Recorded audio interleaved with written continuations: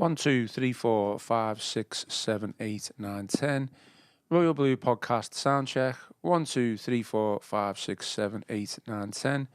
We've got new mics, so just testing them out. Let us know in the comments if you can hear us loud and clear. Royal Blue Podcast, 1, 2, 3. Royal Blue Podcast, 1, 2, 3.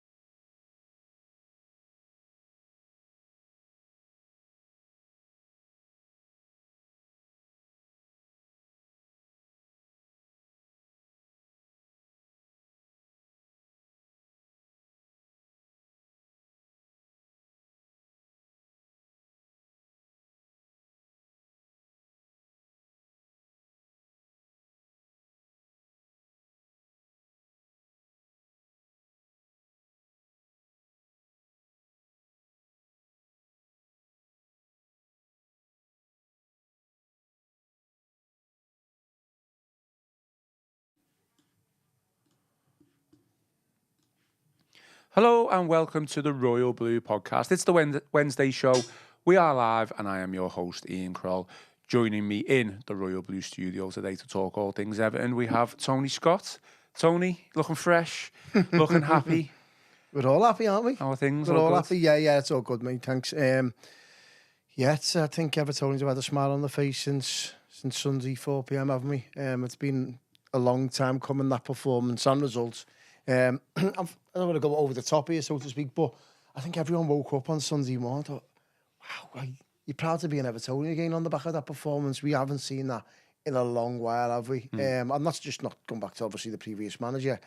You could go back to like 2 or 3 managers in the past. It was night and day, the performance, and it was just nice to wake up on Sunday morning on the back of a really good Everton performance and result.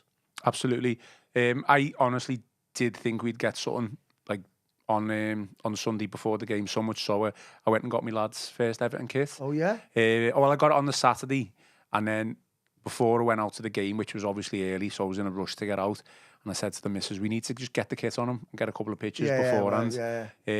And lo and behold, we won. So I was buzzing all around with Everton, the way that went, the way we won, and I just had this feeling. I didn't think we'd win the way we did. I know we conceded late on, performance-wise. I didn't think we'd put that a performance in like that, and I'm just buzzing. Like you said, you wake up on Monday, it's a completely different outlook. Still a lot to be done. Of course, yeah. But in terms of that performance, it's a completely different outlook on how you view an Everton this season. 100%, I think. And one thing David Moyes did emphasise of in the press conference, and Joe and Chris and Connor were there as well, is that he spoke, it doesn't matter if it was a win or a loss or a bad performance or a good one, he spoke about the need for transfers as well, regardless of the result. And that was nice and pleasing to see. Sometimes you can get wrapped up in the emotional attachment Goodison brings after the victory, and the manager didn't. As much as he loves the football club, he was still resolute in his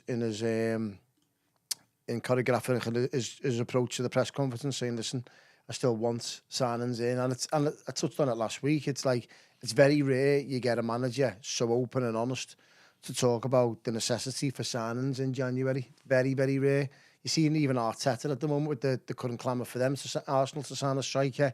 He's sometimes a little bit cautious in his approach, how he's getting asked a question consistently about potential signings, and a lot of managers will kind of dust it off and say, we may be looking, we maybe look at 1 or 2. David Moyes has been very, very vocal in every press conference I've watched so far as Everton manager, and he said, we need signings in and we will get them, and that's refreshing to see. Well, we'll come on to transfer signings, because that's kind of what I've titled this podcast on.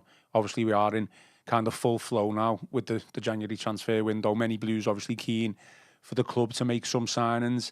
But I'm genuinely going to ask the question, and I feel like maybe you are going to disagree on this a little bit, and I'm sure a lot of people on this stream are maybe going to slightly disagree with me as well. But I just want to ask, do we really need reinforcements now, or do you think we can kind of wait till the summer? So that's basically the agenda. Me and Tony are kind of going to discuss that. We're also going to look ahead to Brighton away, team selection, score predictions as well to follow. I also want to talk a little bit about the comments made by Seamus Coleman and whether he would move into a coaching managerial role at some point in the future. And also a couple of quotes from Mason Holgate as well, who's currently out on loan at West Brom. So, yeah, plenty to get into on today's show.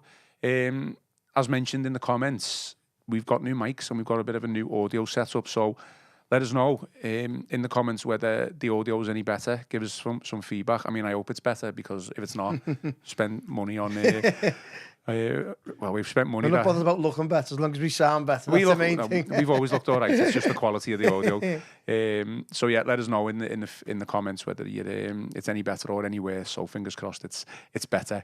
As usual, give the video a thumbs up and drop us a like. And if you haven't already, subscribe to the channel and always get involved. Because we are live, get involved in the podcast with the stream. Comments in there, please, and I'll read some out. I guess we've kind of touched upon it a little bit there, Tony, but you know, Spurs' final words, I think everyone's come out of there extremely happy about that. You know, we discussed in length on Monday's podcast about the Spurs win, so that was me, Chris and Joe. So if you haven't watched or listened to that, go back and listen to that. But yeah, I just kind of want to give you the final word, because, you know, you can't talk enough about a win. No, you can't. I think what was pleasing to see from an Evertonian's perspective, the performance was night and day compared to what we've witnessed this season. And more so about what we've been kind of fed and been led to believe in press conferences in the past, that this is what it is. And we've just been led to believe and sold that these players are simply not good enough, and the Sunday League players, they're not good enough to play in the Premier League. All this has been translated into us, and then Evertonians are going, well, he's not good enough, he's good enough. And then when a manager comes in and puts his arm around a couple of these players and believes in them and makes adjustments, the previous manager played the same formation with the same personnel, the same tactics. It was bland, it was boring, it was original, and it was easy to play against. Now, when this new manager comes in, and I'm not going to say we're going on a 10-match unbeaten run, but it was pleasing to see that a manager did what he did against Aston Villa. He played basically Sean Dyche's team. Kind of, there was a difference in terms of pressing high up the pitch, which kind of left us isolated for Ollie Watkins' goal, which obviously you want Everton to press. That's what we've been brought up on, whether it's 60s, 80s, 90s football. Evertonians have been brought up on that type of football. So it was pleasing to see Everton nailed that in David Moyes' first game, but obviously they left the back door wide open for Ollie Watkins to score, and that was the danger and my worry in the Tottenham game, was that if we do press high, they can hit us on the counter with Solanke and Timo Werner and Brennan Johnson, but we got away with it because they were injured. So it was pleasing to see that the manager said to the team, right, I want you to press. This card will get behind you. If they see 2 or 3 players pressing, the crowd will respond. It gets on top of the referee. Tottenham players won't want to know, and that's what happens. As soon as Everton players pressed, and listen, you can't do it for 90 minutes. These players aren't fit enough. I think that tells you everything you need to know. We brought 3 players come off in Lindstrom, O'Brien, and Ndiaye. They were shattered. They were absolutely shattered. That's why they got brought off. They'd never put that into a performance so far this season, and that's what Evertonians expect. And it was so pleasing to see that the manager changed it up. He didn't sit with the same formation, same personnel. He mixed it up. When he got defensively, they had to. When they had to be tight, they had to. When they had to create, they did. They pushed Ilham and Ndiaye more central. So rewarding, so pleasing to see. As I touched on there, Ian, you can go back to the annals of history of watching Everton football come from the days of balls getting swung in from Dixie Dean, the School of Science football, the 1980s football, 1990s. Even to a certain extent, a little bit of Roberto Martinez. Evertonians are being brought up on passion, commitment, getting balls in the box, pressing high when you need to, and leaving your foot in. You've seen a number 9 performance from Dominic Calvert-Lewin. Where's that been all season? When an arm goes around the shoulder, it just shows you the difference a new manager can do.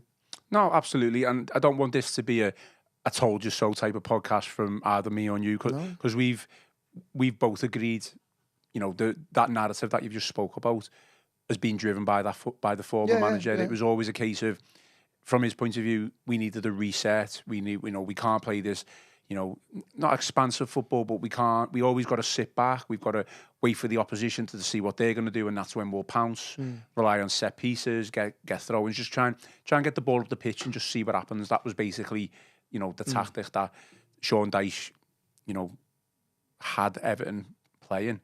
And it was quite clear over time that it wasn't going to work because Calvert-Lewin, whoever played up front was isolated. A lot of the players, you could quite clearly be fed up with the tactics. Yeah. You could quite clearly see, and I think what's a prime example, just finally on that Sean Dyche would have shook hands with Unai Emery for a 0-0 against Aston Villa. He would have done it for He would have shook hands with Ange Postecoglou with a 0-0. He would have set out, right, hold on for the 0-0, 2 points against them two clubs, happy days. Yeah. You'd rather have a manager go out to win one of them, because if the law of averages will suggest if you go out and try and win games of football, you'll win more than what you'll lose. But if you hold on for 0-0s, you'll lose more because the ball's just camped in your half. So consistently, the law of averages will tell you that if you're playing Premier League football, if you're scared to lose games and sit back and lump it up, you'll lose more games. And there's no coincidence. Yeah. We've won 3 all season. A manager comes in as a go at one team, as a go at another team, and you win one and lose one. You'd rather have 3 points than 2.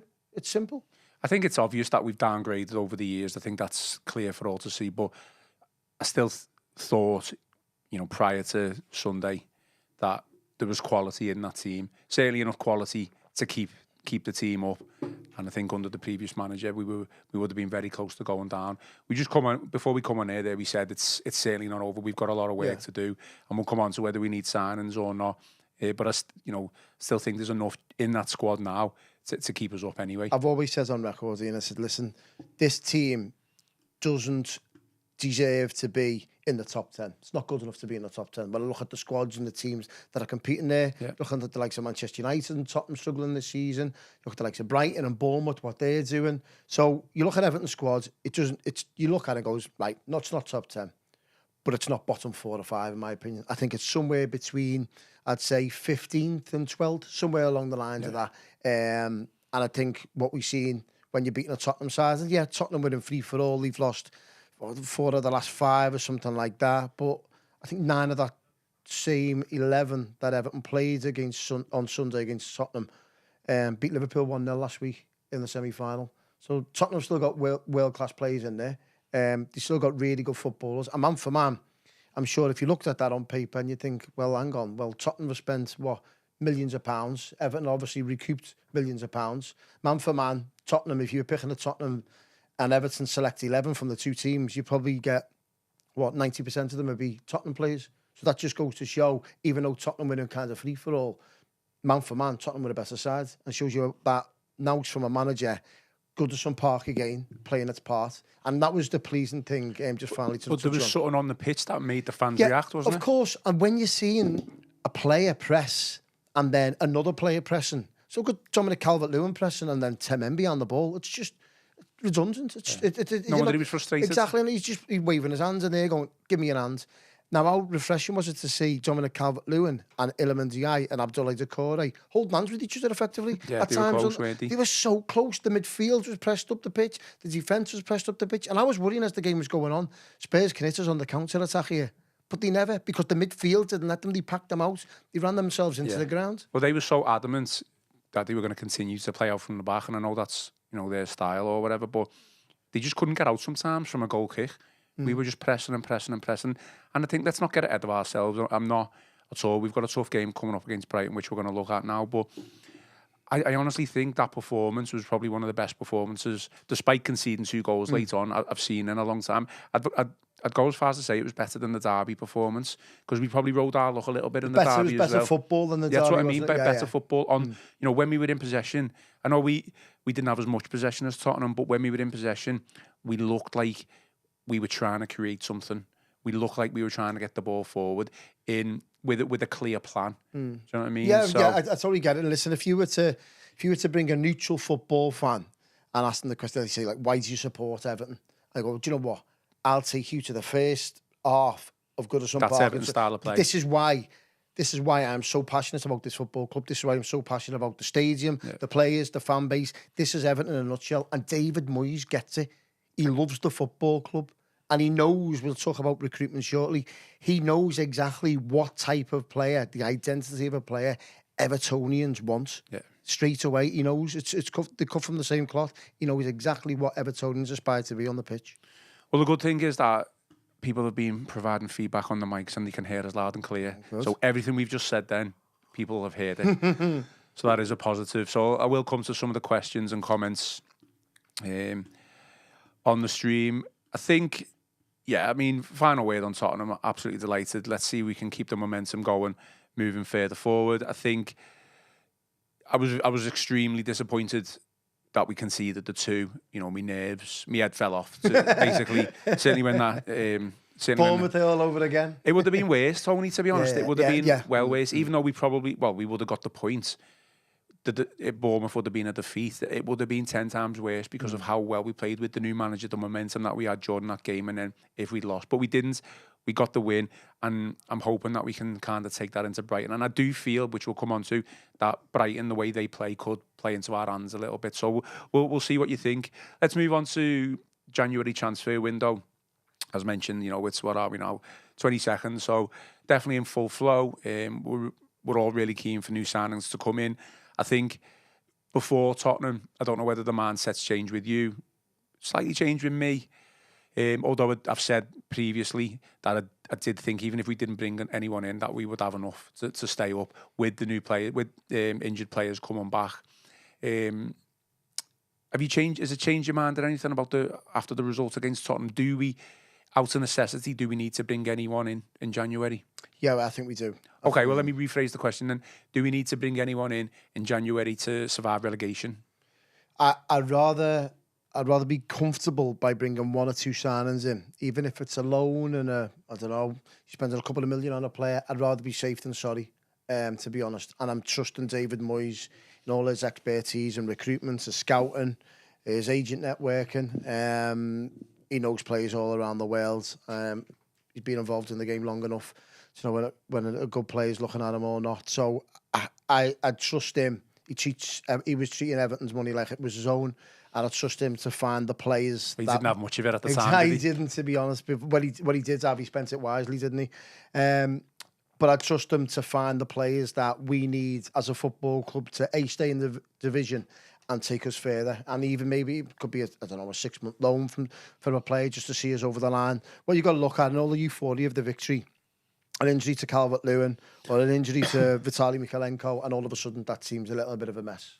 You're going, hang on, what do we do here? Okay. Who's playing left back? Who's playing up front? It's night and day if Beto comes in for Calvert-Lewin, in my opinion.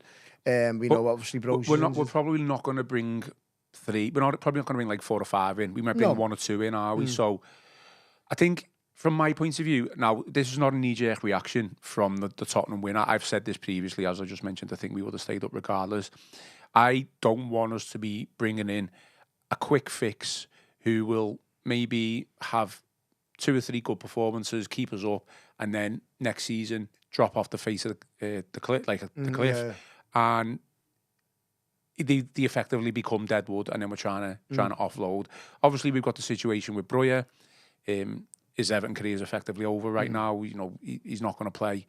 I'm guessing if we do keep him, he could have some sort of a couple of minutes at the end of April, May. But even then, that's unlikely. So ideally, he goes back to Chelsea. Whether we need to pay the compensation, still waiting to hear an update on that.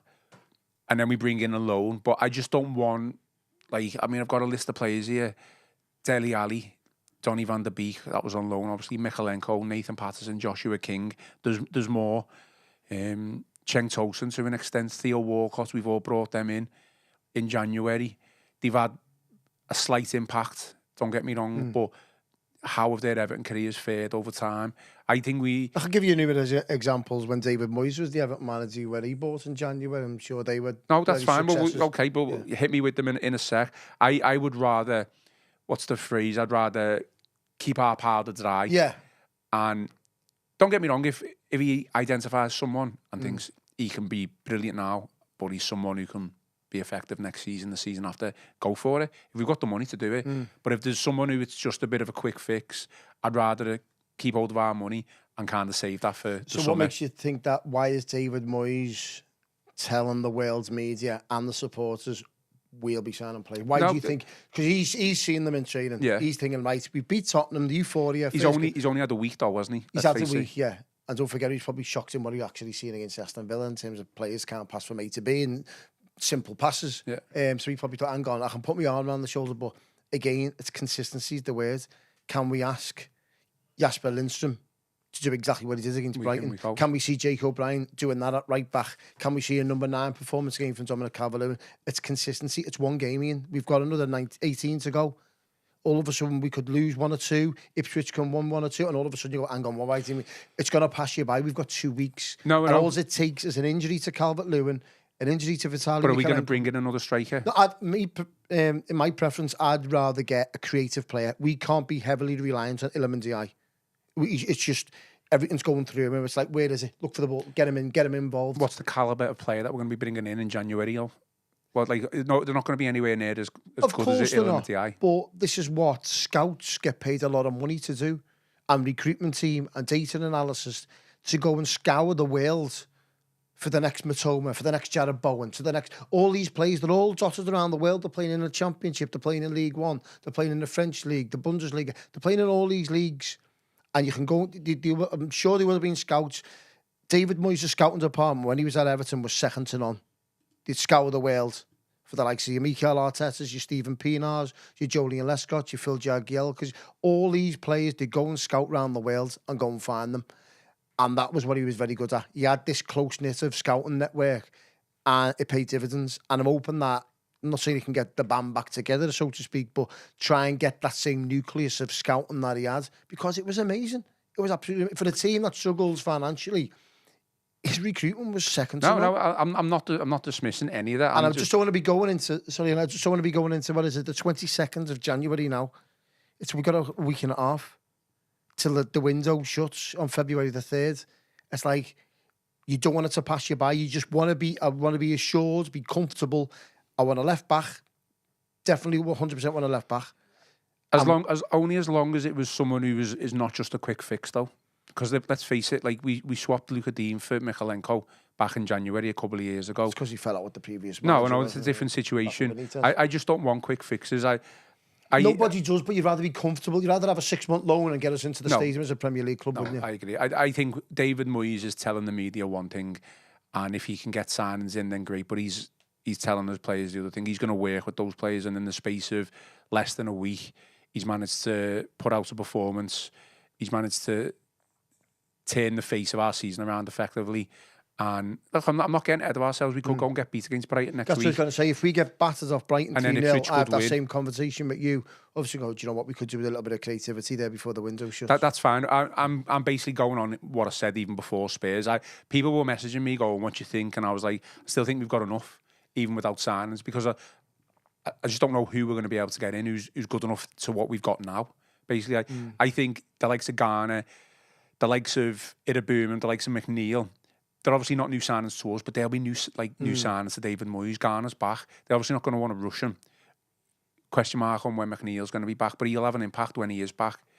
Iraboom, and we don't know what impact he could make. I know we started the season fairly okay and then kind of dropped off. Sean Dyche didn't fancy him because I think we were conceding too many goals and we had to go for a more defensive approach, which you get. But from an attacking sense, Iraboom could be the foil. He could be the one.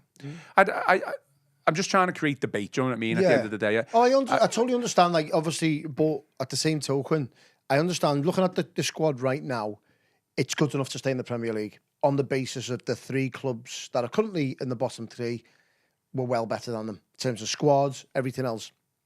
But I'd rather be a little bit more comfortable. I'd rather have that assurance of bringing in a little bit of a creative player in there and a left back. I'd rather go, do you know what? Get an injury to just a guy, all of a sudden the team looks unbalanced. An injury to Calvert-Lewin, who on earth's going to score goals and hold the ball up like Everton wants a David Moyes team to do? Who's going to play left back if Vitaly Michalenko gets injured or suspended? And then all of a sudden the team looks disgruntled. We're light. I'm not suggesting we're not, but I do think we've got backup or options. I think the 2 areas where we right now, the way I'm looking at it, where we would probably be struggling a little bit if we got injuries in them, would be left back. If Mikalenko was to go out injured, then obviously you would probably going to have to push Young over there, potentially. Depends how he wants to set up. And then, say, for instance, Lindstrom, if he was to get injured, then you're probably going to have to put Harrison back in the team, which at the moment... But then again, you're relying on Lindstrom playing exactly like he's against Tottenham. No, you're not going to get that. We've seen what he's done over the past year. Do you know what I mean? Sorry, it's compared to what he's been at Everton. He hasn't put that shift in. He hasn't been consistent. Is Dom going to follow up his number 9 performance against Brighton? All these things that we understand the capabilities of them, and we're going off that Tottenham performance. Yeah. But have they got it within them to follow it up against Brighton? Well, we'll see. No, I think so. I think we need to send Broja back, bring in a loan to fill our loan allocation, whether that's a forward or an attacking side of player, and then it'd be interesting to see who we would get on a free. I just don't think there's many players right now out there who you're going to spend 15, 20 million on. I don't even know whether we can spend that amount of money, and that's probably what you're going to have to spend to get some sort of return on your stat numbers for that particular player. I think in terms of what the recruitment world is now and your scouting and everything else, there's players out there. You only have to look at Manchester City's academy. Are they going to come to Everton now in January? Well, I'll tell you what, if Delap, who's playing for Ipswich at the moment, who's come from Manchester City's academy, do you think he would have preferred, no, this is just speculation by the way, do you think he would have preferred to go move down to Ipswich or go down the East Lancs and play for Everton? Do you know what I mean? And that's just an example, by the way. Manchester City's academy, what they've released in the past 18 months, 2 years is unbelievable. Do you like Cole Palmer example, and there's lads at Chelsea who are playing well. And David Moyes has been watching a lot of Manchester City over the past 6 weeks. So there's players out there that are good enough that are in Manchester City's academy, probably in Chelsea. The Chelsea squad has got 50, 60 players. Ben Chilwell would walk into our team straight away. There's players there who can't get in Chelsea's makeup. Injury prone now, isn't he? Of course. But yeah, he is. But you'd have him as backup, wouldn't you? Just in case. Mikalenko gets it. I'd rather be comfortable going into the last couple of games of the season, having that reassurance. If Mikalenko's injured, Chilwell comes in. That's just an example. I'd rather just have that assurance that I totally understand where you're coming from, Ian. The squad is good enough as things stand to stay in the Premier League. But I'd rather just have that 1 or 2 players on the assurance of being comfortable going into the last couple of games of the season. Look, it's not my money, so I'm not bothered. If Everton want to go out and spend... I'm sure the Freakins would have had this conversation with Moyes before he even took the job. Exactly. Yeah. I just think if we're going to look at comparisons and you're saying there's players out there, which quite clearly there are, Jadon Philogene, gone to Ipswich from Villa, hasn't worked out at Villa for whatever reason. He, what was his fee? It was over 20 million now. That's the ballpark figure. So Ipswich are kind of in a bit of a... They wanted him in the summer. He went to Villa. I get it. But Ipswich are kind of desperate, a bit like us. So they're probably paid over the price for a Jadon Philogene who's done nothing at Villa for the past 4 or 5 months. Villa are probably thinking, great this, profit, PSR, etc. So what I'm saying is, if we brought in Jadon Philogene for that money, I think... we'd be made up that there was a player in there, but that's a gamble in itself, isn't it? I'm sure David Moyes wouldn't have brought Philogene in for 20 million. No, I agree. That's what I'm trying to say. Yeah. But I trust David Moyes in terms of the recruitments and signing players for Everton. Yeah. He knows what Everton wants. 100%. He wouldn't be signing Philogene for £20 million. No way. He would have seen him as a player and as a person and his background. You've seen several interviews, even when he was obviously on here in the Rugby podcast, and on obviously interviews as well. He hangs his hat on what they're like as a person, where they're brought up, what's the background, the family situation. He's an old school type of manager when it comes to recruitment. He's like I said, Alex Ferguson. He's that type of old school approach when it comes to recruitment, and he hangs heavily on a scouting network, and it pays dividends for him. I don't think David Moyes would have taken this job unless he knew he could, he would never be certain, but unless he knew we could keep this team up without any new signings. I just don't think there's any guarantees in buying players even before you've come in. They've definitely had that conversation. He's had that conversation with the Freakins. What money have we got to spend in January? Can we get this? They probably said, well, we've got this, but have you got anyone in your back of your mind you think we can bring in on a free?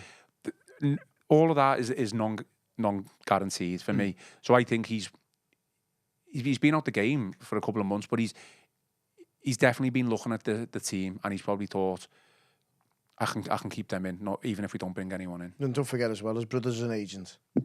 Exactly. So listen, his networking second to none. He's been in and around the game for long enough at all levels, in terms of La Liga, in terms of doing managing in the Champions League, the Championship, the Premier League, Europa League. He's probably dealt with every agent and every scout there is out there. So we'll know players that are free and who are desperate to leave clubs. There's players out there, and seen us heavily linked this morning with Kane Dewsbury at Chelsea. He's another player I really, really like. There's players out there that can't get into these teams because the squads are massive, absolutely massive. And yeah, I don't want to get into a situation where we're buying cast-offs from players like Theo Walcott, for example, who couldn't get an Arsenal team. So I want players who are young and hungry that can't get into Chelsea's team. And that's by no means any small feat, because there's got Enzo Fernandez in there and Caicedo and Lavia. So they're 100 million players that they bought, you know what I mean? So Dewsbury Hall's a very good player. You get into our team. So they're the ones that you're young, hungry, with a point to prove that could show Chelsea, I am the man, I want to get back in that team. There's always, exceptions to the rule, but I just think that type of profile, 90 to 99% of the time, you only get them in the summer. Even if you look at some of the best January signings, not just Everton, say, like, if I can use Suarez for an example, like, Ajax were desperate to get rid of him because of the controversy that he brought. He bit someone, didn't he? Liverpool signed Van Dijk in January. They did, but they wanted him in the summer, and then they were forced. So I'm not classing that one as a January signing, but you are right. That was January. I mean, you can have it. That's fine. I remember looking at a list the other day. There's like lots of, and you know what? It's the right timing, isn't it? If a player all of a sudden gets wind of a club being involved, hang on, I might fancy a move to the north, or I might get my game there, and all of a sudden things work out. Agents are talking, I can get you this player, etc. Hang on, he went available to me last week, and now he is. Do you know what I mean? And I'm sure as we go towards the February the 3rd, there'll be players that aren't involved in their clubs at the moment, and I'm sure the outgoings will probably happen for us. The players that are in and around our squad that aren't getting games, you go, hang on, I've got 6 months left on my contract. The likes of Michael Keane, for example, he'd be probably thinking, hang on, I'm not getting my game here. Yeah. Jake O'Brien's now took my place ahead of me. Yeah. I come on for the last couple of minutes and a bit catastrophic, to be honest. He's probably thinking, my game time's up here. Maybe get a loan move elsewhere, and it's going to work out the other way as well. But just on that, even Keane now, with Moyes seemingly looking like he might potentially be looking at 3 at the back, centre-backs, you probably wouldn't even want to let Keane leave just now, would you? You probably wouldn't, but if he's, and listen, I think the 3 at the back was quite, it was for the, Jake O'Brien plays a right back, but obviously Jasper Lindstrom was tucking in quite a lot, and it worked to a T, to be honest. And that was into Tottenham side, was literally just like, they play like an academy side, don't they? They're not interested in results, they just want to play football, and that's why Tottenham play. But I'm sure that won't happen when we're playing someone down near the bottom. I'm sure if Everton play Ipswich and Southampton and Leicester at home, they won't be playing 3 at the back. They probably go, hang on, the onus is on us here. And that's going to be the difference. It was all well and good playing Tottenham, free-flowing football. We'll fly out, leave the back door wide open. We can get balls in the box. We can press them high, make them make mistakes, and we can score goals. That's against the Tottenham side. But when Ipswich and Leicester and Southampton will come to Goodison, and they will sit back, and then the onus will be on us to break them down, that's when you'll need to see a different Everton. Need to see a different formation, a different approach. And if you're not breaking them down, that's when you'll need maybe a little bit more than an element. You're looking for that in another creative player. So yeah, it's horses for courses. I'm sure we'll find out over the next 5 or 6 weeks them players that we need for them specific fixtures. Well, I knew there'd be a few people disagreeing with me in the comments. We've got one comment here. We're 4 points above the relegation zone. What part is the guy not grasping for wins? We need players. I mean, we do need players. I'm not suggesting that we should. The squad's good enough at the moment, but to stay up, just to stay up. I'm not suggesting that. We obviously, if we want to progress and better ourselves, we're obviously going to have to improve. The recruitment's going to have to improve, and I think it will. You've just talked about. Can't get any worse, really, can it? Well, no, not really. It's certainly, like I mentioned before, it's certainly had a downgrade over the years. But again, that's probably come down to a lot of financial issues, etc. as well. So, yeah, I knew we'd kind of disagree, which is... It's good for the pod, It's exactly what I wanted, but I would just see how we go. I mean, Michael Ball, who does his weekly column for the Liverpool Echo, also probably disagrees with me because he says, We want to improve, and I think the new manager has got an idea over where he wants to improve. Now it's up to Kevin Thelwell and the recruitment staff to identify who these players are and whether the money men of the Friedkin group can get them in before the window closes. So he's kind of, nail on the head, agreeing with you there, isn't he, Michael? Yeah. I think, as I said, I'm sure there'll be conversations that have happened in the past week leading up to, week after David Moyes got the job. I'm sure he's in constant contact with the Friedkin group in terms of potential incomings. It's going to be absolutely fascinating to see how the director of football approach works as well at Everton, because we know Kevin Thelwell's got 6 months left. We haven't seen much of him in terms of statements from him when David Moyes was appointed Everton manager. We've heard conflicting stories about how David Moyes works with previous directors of football. He says he has worked with them in the past, but we know how old school type of manager David Moyes is in terms of his scouting network and who he trusts and what he does in terms of his due diligence in terms of signing a player. So it's going to be fascinating to see what happens at Everton over the next 2 weeks and in the summer as well in terms of that director of football approach, because we've seen what's happened in the past 10 years at Everton in terms of the director of football buying one player, the owner buying another player, the manager buying another player, the agent obviously referencing to another player. It's been an absolute mess over the past 10 years in terms of recruitment, and I've touched on it plenty of times. You are not, in this current climate in Premier League football, you are not facing teams and coaches. Obviously, you're playing against the best players, and you're playing in the best stadiums, and you're playing against the best managers and everything else. You are coming up against the recruitment teams. Clubs hang their hat on recruitment. You are literally going head to head with who's got the best recruitment. And that is the difference in football these days. It's what you hang your hat on. Loads of ex-footballers and pundits will tell you exactly the same. It's recruitment. You live or die by it. And it's no coincidence. Everton's recruitment, whether it's financially impacted us over the past 2 or 3 years, or whether when Moshiri was throwing the money at it in the past 7 or 8 years, Everton's recruitments have been nowhere near good enough. And that's why they find themselves in the position where they are. Just on that. So the YouTube handle Gang1 says, stop buying relegated players, as this is why we're in this mess. So there's examples of, didn't we sign Jordan Pickford from Sunderland, relegated? Yeah, I mean, David Moyes was very good in his first stint at getting players from the Championship. And Lescott and Jagielka, was they relegated? Do you remember rightly? Can't remember. Jagielka, was he playing the Championship at the time? Leighton Baines was at Wigan. Listen, there's loads. It doesn't matter. I don't care whether they're in League One. There's more of a gap, isn't there, now, between the quality of the Championship? I look at the difference, and there's a player who would be absolutely perfect to play for Everton, who David Moyes signed at West Ham from Hull City for £18 million. Now, £18 million now wouldn't get you a coffee at the match at half-time. It's buttons in this day and age in the transfer market. Jared Bowen, he bought from Hull City in the Championship. I'd have 11 Jared Bowens playing for Everton all day long. There's players out there if you recruit and scout properly, and that's the difference. And David Moyes was absolutely superb at it. Well, we were linked heavily with Wilfred Gnonto as well, wasn't it, at Leeds? So, a couple more comments on that. So, the Blues have said, who's paying Chilwell's £200,000 a week wages? I get that. Listen, and these are all questions, and I totally understand that. And that's if Chilwell's up for coming to the north and living up here for 6 months. You don't know, but it was just an example. And I understand, obviously, wages are going to be a big difficult stumbling block in signing for Everton. But listen, it's a 6-month loan. And I'm not saying Chilwell is the number one example. I'm just saying there's players out there who are at a decent level, who are probably better than Vitaly Mykolenko or playing at left back. And you telling me they can't sign for the Premier League club, playing at Goodison Park for the last 6 months. I'm sure there's millions of players out there that are capable of doing that. Nash says, no chance Chilwell get a European left back and develop him like Bournemouth did with Kirkes. I mean, funnily enough, we did get a European left back in Mykolenko and paid 20-odd million. Not sure how that's fared as well. Listen, Bournemouth and Brighton, they do it quite regularly, don't they? I think Nottingham Forest, they signed a couple of players in the summer on free transfers. And it's night and day. Again, we'll probably go back several times to this. It's just recruitment, scouting, getting them right. There's players out there, Forest signed in the summer on free transfers, who are in their first team right now, pulling up trees.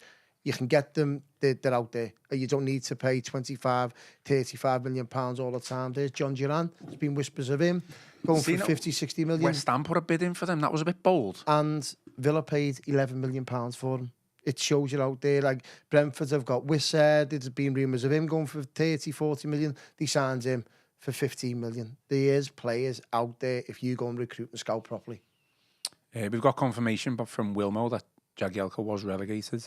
Also, Ghana was relegated. Was that when he was with Villa? Yeah. Just a guy, yeah. So it doesn't always necessarily mean that if the team's relegated that you shouldn't buy a player from there, because you can, you can pick a diamond in the rough. I'm sure if Ipswich are relegated, I will be throwing absolutely everything at them for Delap up front. I really, really would. I think he's going to be. I think he'll replace Harry Kane as England's number 9. Okay. I really do. What about a lot of talk in the comments, and he spoke about it on Monday, to be fair, Richarlison obviously scored against us on Sunday. Still loved by a lot of Evertonians, and even did a lap of honour. Probably saying goodbye to Goodison, really. I think it was quite classy.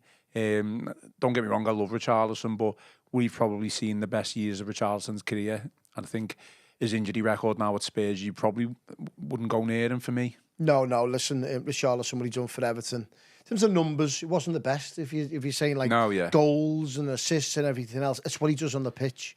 His tenacity, he'd probably be suited to David Moyes, to be perfectly honest. Yeah. He'd be perfect for him. But listen, his be the number 10. Yeah, his injury record's horrendous at Tottenham, and that wouldn't surprise me in terms of what he was doing at Everton. If that's just has a big prolonging effect on what he'd done at Everton. He was playing with injections, especially in them games against Crystal Palace and them games where he just had to win. You could quite clearly see he was injured. I think even on the celebration video going to Crystal Palace, he had ice packs all around his knee and everything else. He put his body on the line, and that's why Evertonians loved him so much. But in terms of bringing players back now, we want to try and get away from. We've just been touching on Ben Chilwell in terms of big wages and not really bringing much to the table. Richarlison, would he play enough games? No, listen, if you're looking at from watching that game on Sunday, if I was trying to get a Tottenham player, maybe on loan to the end of the season, I'd be looking at Mickey Moore. The lad who come on, he's absolutely fantastic. He's going to be playing up front for Tottenham in the near future. Put your house on that. He's a fantastic footballer from the academy. Tottenham fans love him. He come on, and within 20 minutes, was it 2 assists? He crossed the goal in for Richarlison, caused mayhem down the right-hand side. Patterson couldn't cope with him, and Tottenham were the better team in the last 15, 20 minutes, and it was all going through Mickey Moore. So if I'm looking at it from an Evertonian perspective, I'm a scout, I'll be looking and going, Richarlison or Mickey Moore, I'll be going to get Mickey Moore all day long. And they're the types of players that you want. Hungry, young, point to prove, you can get for next to nothing. They're the ones you want. I have to say, today's audience is extremely knowledgeable about previous Everton players who've been relegated and or played in the Championship. Google working. Ian Clark, Google's working, yeah. Ian Clark says Kale Championship from Millwall, wasn't it? So, yeah. John Jones says, Mykolenko is part of a defensive unit that is one of the best in Europe. Make of that? Yeah, it is. Don't get me wrong. Factual, I guess. It is, of course it is, but we all know that Everton have been playing with 10 men behind the ball for all season. And when you're playing like that, then the law of averages would suggest that you're not going to score many goals past 10 men behind the ball. But the problem is you're not going to win any. You're not going to score many. So that's the reason why we've got an half-decent defence. Yeah. Because we've had a packed midfield, wingers that aren't advancing past the halfway line. They're basically playing as wing-backs. And the back four that basically sits on the 6-yard box. So, yeah, the record's there in black and white that we don't concede many goals. But that's the part of the reason why we haven't scored any as well. I just realised I'm so bad at keeping on time with the agenda. We've got 15 minutes left, I think, maybe a little bit less, and we haven't even spoke about Brighton. So let's speak about Brighton. How do you assess them so far this season? Any standout players? Well, previously to a fortnight ago, they hadn't won a game for a couple of months. Yeah, they had struggled a bit. Yeah. And they've picked up of late. They picked up some good wins against big teams, though, haven't they? I think they need Arsenal, City. And they just beat Manchester United Tottenham. at Old Trafford, haven't they, as well? Tottenham as well. They're there to be got at. They're not fantastic. they've got some really good players. They play expansive football, which may kind of help Everton in terms of pressing. Listen, we can't press them for what we did at Goodison Park when it's a close-knit pitch and the crowd are on top of you. We can't do that, but we can do it in fits and starts. We can do it in bursts in the match. It's very difficult to press for 90 minutes, and no team does that really. So it'll be about David Moyes managing this team in terms of minutes as well, because I'm sure a lot of players are still feeling the full effect of the Tottenham game in terms of fatigue and everything else, and you may get 1 or 2 muscle injuries. Jake O'Brien hasn't kicked a ball all season. He played 88 minutes. Iliman Ndiaye hasn't been given the licence to roam like that all season, so I'm sure he'll have loved that role. And Jasper Lindstrom obviously put some hard yards in. I'm sure his body will be feeling the full effect of that. So there's going to be issues for David Moyes, and it's about when you press and when you keep the ball and trying to create as many chances as possible, because I guarantee we will create chances against Brighton. That's one thing for certain under David Moyes. Whereas if he would have stuck with the previous manager, it would be pretty hard to suggest that we create any, let alone have a shot on target. Or do we have 7 shots on target against Tottenham? 5 big chances created. It says a lot, do you know what I mean? It was night and day, and I'm sure when we go to Brighton, and what it'll give as well, Ian, the fans going down to Brighton now going, do you know what, we can try and get something out of this. Definitely. Whereas in previously you're going, oh, this is going to be a hard slog, this is going to be terrible to watch, just hang in for a 0-0. But there's going to be loads of Blues going down to Brighton at the weekend going, maybe get something here, maybe get a point. And you're seeing, looking at the results, Ipswich have got to go to Anfield. You go, hang on, well, this could be a little bit of a defining weekend here for us. Do you know what I mean? Imagine getting a point at Brighton. Ipswich obviously get beat at Anfield, and all of a sudden it's looking a little bit rosier with the potential game to come, albeit the Merseyside derby. But then you've got that big game against Leicester at home. Now imagine all of a sudden you you go from 4 points now, it goes to 6 and 7, and it knocks the stuffing out the teams below you. Because I guarantee they would have looked at Everton, Tottenham at the weekend, Ipswich and Wolves and Leicester fans. There was a look like, I can't see Everton beating them the way they're playing. And that would have knocked them for 6 completely, especially taking into consideration their own results. No, definitely. I just correction there. I think I said that they've beaten Arsenal this season. They haven't. They've drawn with them twice. But I know they came back against Tottenham, didn't they? Yeah. Got a win there, and obviously beat Man United as well. So they've had some good. We'll create results. Chances past them. We'll create chances, definitely. 100%. I mean, just on that, I definitely think you're right. I haven't seen much of Brighton this season, and one of the games that I did watch was early on. I think it was September. They played Chelsea, and it was away. So obviously Chelsea were at Stamford Bridge. I think the match finished 4-2. They played a ridiculously high line, and Chelsea were getting in behind every single time. And the manager did nothing to try and alter it. It could have been like a scoreline, the way a cricket scored, the way that game was going on. Okay, finished 4-2. They got a couple of goals themselves, but I really do think that the way they play could, benefit the way they. And what I noticed with Tottenham's high line on Sunday was when Everton were playing that long, direct ball over the top, Calvert-Lewin was on sides all the time. He was staying on the halfway line. And what we were utilising, and again, this has come from the previous manager that we weren't led to believe, Calvert-Lewin is one of the fastest players in the Premier League, but he wasn't utilised like that with the previous manager. How many times did you see the ball over the top and Calvert-Lewin running onto it? He won every header. He won every header, and then he was actually running onto his own flick-ons at some stage, because he's got the power and the presence to do that. He's got the pace. So I'm hoping that the ball over the top with Brighton's high line would then go, do you know what, Calvert-Lewin, run the channels, hold the ball up if you can, and then Doucouré, obviously there's a lot of clamour to see whether Doucouré gets in the team or not, but if James Garner's fit, he can play in that role. If Ibunam's fit, he can play in that role. Got options there, Dwight McNeil could be fit. So all of a sudden, if Calvert-Lewin's getting that ball, there's not a big gap. You've got Iliman Ndiaye, you've got Dwight McNeil, you've got players advancing, and you can get up Brighton.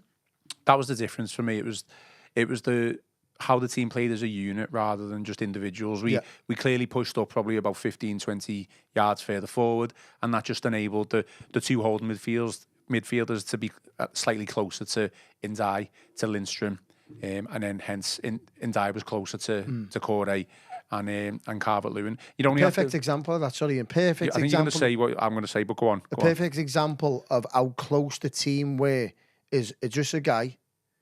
2 assists. Well, 2 assists for a defensive midfielder. Exactly. Got 2. That's unheard of. When was Idrissa Gueye get 2 assists in a Premier League game? It's unheard of. It was the 1-2. Yeah. Between Ndiaye and Gueye. Now that was actually quite deep, but it was because the team were closer together as a collective unit, rather than just leaving Calvert-Lewin up the pitch by himself. And we'll just sit in. And let's face it, there was space there to run into. That's that's obviously down to Tottenham and their defensive frailties, whatever. But you can only play what's in front of you. Of course. Tottenham aren't a terrible team, by the way. Same Tottenham team beat Liverpool last week 1-0. Well, there you go then. There you go. So, yeah, we'll come on to predictions in a minute. I'm going to give my prediction as well because I'm not going to be on Friday's show. It's Gav Buckland and Chris Beasley with someone else, which I'll come on to in a little bit further on. But before we do predictions, Tony, just want to address Coleman's comments about address them like he said something crazy. Should talk about them. He was asked about being a coach and whether he'd go into a managerial career or whatever. This is what he says. So this is on the back of obviously being on the touchline with Leighton Baines for the Peterborough game in the FA Cup. He says, being on that side, seeing and how feeling how it works, being on the sideline and seeing your team was good and enjoyable in the future, it's definitely something I think I will have a crack at. So, yeah, you think Seamus Coleman would? Do you think he'll leave the club and then like see his career somewhere else, or do you think he'd want to get involved in David Moyes' backroom staff? I think David Moyes would love him with the maybe the 18s or whatnot, or part of the backroom staff. What Seamus Coleman is to Everton Football Club is you can't compare that. He embodies Everton Football Club in terms of he knows what the fans want. He lives in and around the city. He bumps into Everton fans on a regular basis. So he has several conversations with what the fans expect. So he embodies that. It's very, very rare that captains speak to fans on a regular basis. And he comes across, he's so professional. You never hear a word of him outside of football. He's been a fantastic captain for Everton. And players like that, you cannot let go from your football club. You simply cannot let go. And I'm sure, obviously, you want to come into coaching, but I'm sure David Moyes will be hanging his hat on in terms of trying to keep him on at the football club in some capacity, because I know you can speak about legends and everything else and what they want a football club, but in my eyes, Seamus Coleman's an Everton legend and they've got to keep hold of him. And Baines obviously already there as well. Yeah, definitely. It's just what we'd love to see them in the pump and on the pitch. What I think as well, this goes for any coach or manager who's just got into the game as, in that capacity from like a former player. I think there's been a tendency over the past couple of years, and I think it's because these players, so if I'm going to say Wayne Rooney, Frank Lampard, Steven Gerrard, because they've been such good players, like world-class players, effectively they've got jobs on the back of their playing careers, haven't they? And it hasn't really worked out for any of them. I think some of the days have gone where former players would go into the back room coaching, learn the trades, because it's completely different, let's face it. See how things work, etc. I know you could say, well, even as a player, you know what it's like in the back room. I completely get that, but it's different as a coach. You need to, effectively, you need to be able to coach and explain to people how to do things. Get your message across. Yeah, you need to deal with millionaires as well. Don't forget. No, exactly. You need to. It's like a totally second job as well as a coach. You're dealing with like multi-millionaires walking onto the pitch, and you've got to ask about the day-to-day stuff as well. It's not just it's not as easy. Like obviously years ago when the players went onto the train at Belfield, and it was like quick 1-2 and get or that. It was like you'd probably be quite basic training. But nowadays, there's so much going on in terms of press, how you deal with the press, how you dealing with your own social media platforms, how you're dealing with your agents, your sponsorships, your home life, everything else. It's massive. So for a coach now, you've got to tick a lot of boxes in terms of what you're coaching, what you're going to bring to a football club. So I'm sure Seamus Coleman, that's what I'm trying to say. I'd love to, in one day, read Seamus Coleman's autobiography if he ever brings one out. It'll just be unbelievable in terms of the managers he's actually worked under at Everton, from like David Moyes' first time, Marco Silva, Sam Allardyce, Carlo Ancelotti, Marco Silva, Frank Lampard. The list is endless. Rafa Benitez, Sean Dyche, and now so obviously David Moyes, going, wow, the tales he could tell. But the experience he's got from all them different characters he's had in and around that dressing room, he can bring to his coaching role. So, yeah, I'm sure David Moyes would love to keep him in terms of some capacity at Everton. Definitely. And the case in point for me is, you might have heard this, and people watching might have heard this. There was a story from Phil Jagielka where he was relaying a memory from his time at Everton under Ronald Koeman, and they were on the training pitch and they were trying to go through this key free kick situation or routine or whatever, and Koeman, this is Jag saying, Jag said Koeman just couldn't explain to them how to do this free kick routine. fantastic player. He'd score from about 30, 40 yards out from a free kick.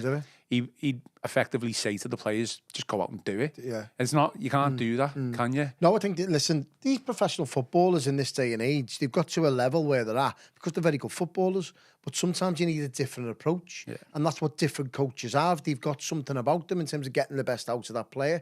And that's where Ronald Koeman struggles in terms of getting his identity and philosophy across. And apparently, by all accounts, he was at the Finch Farm anyway. So probably got left to the likes of, obviously, his number 2 at the time. Do you know what I mean? To try and get the best out of the players. So, yeah, different coaches. It's horses for course. And I'm sure David Moyes would love to keep Seamus at Everton.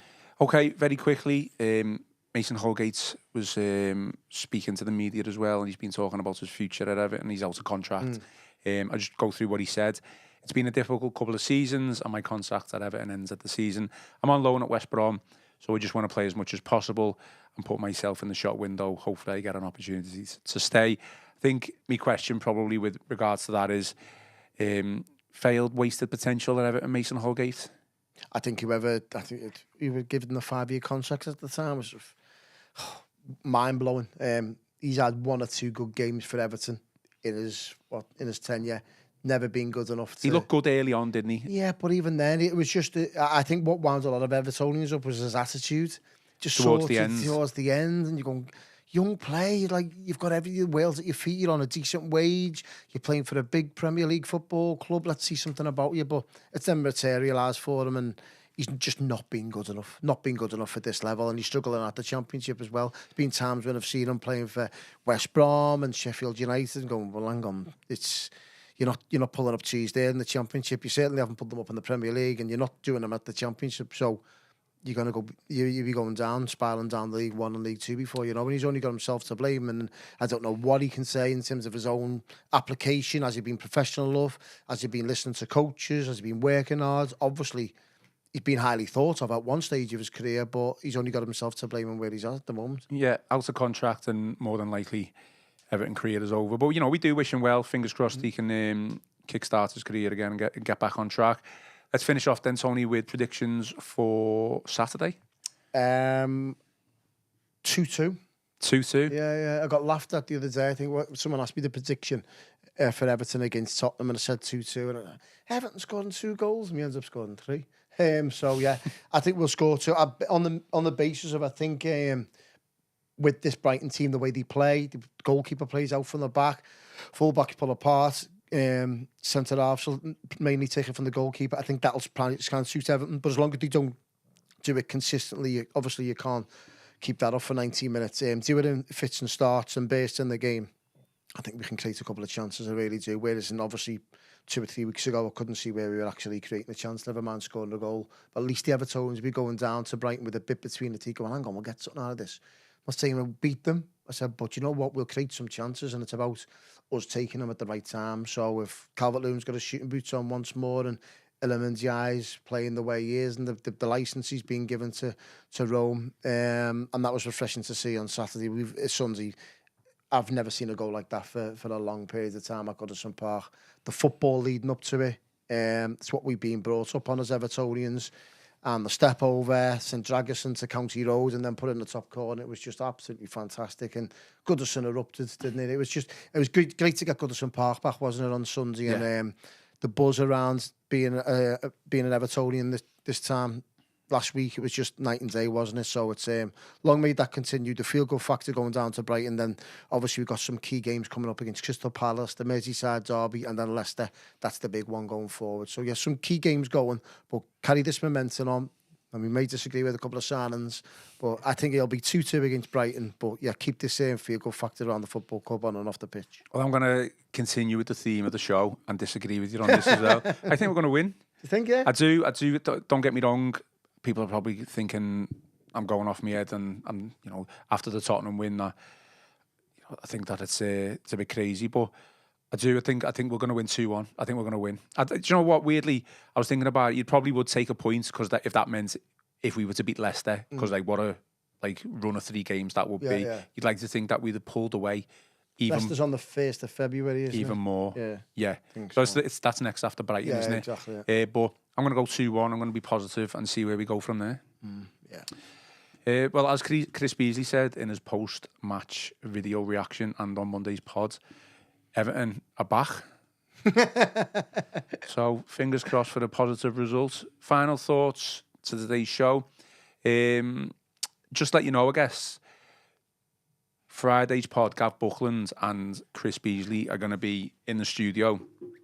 Pod time will be roughly around 11:30, but there is a bit of a special guest that Chris has invited in, so keep an eye out for that one. I'll be in the room producing, but I won't be on screen or with a mic in front of me, so yeah, keep an eye out for that one on Friday, and we'll have all the usual podcasts and reactions to the Brighton game after that. Any final thoughts, So? No, just pleasing to talk about a victory and looking forward to a change. And I'm more importantly, like, we've kind of got our Everton back the way we want to watch Everton play. In terms of performances, you're not always going to get the results playing that way, but that's what we've been brought up on.